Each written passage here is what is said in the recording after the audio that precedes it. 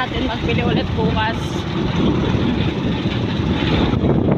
Kaya marami ang nagda-down sa mga negosyante kasi akala nila ang pagiging negosyante madaling trabaho.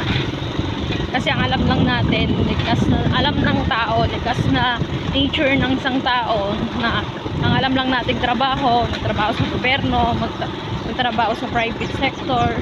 Pero minsan nakakalimutan natin kung ano yung simple pero nandyan na sa harapan natin.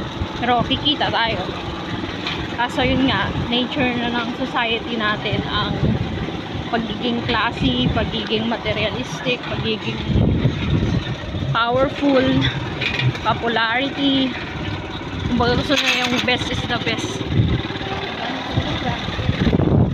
Kaya ang nagiging term ng o nagiging sitwasyon ng mga negosyante or yun nga, negosyante kasi yung tatawagin dun yung sarili mo, o yung boss, o yung nagtatrabaho para kumita. Kumbaga dun na-build ang nature ng tao. So, wala tayong magagawa dun.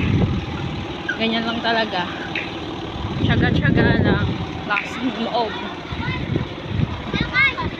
Kung hindi natin gagawin yun, wala talaga mangyayari. Fighting lang sa buhay. Laban lang, kahit mahirap. Hello, sir!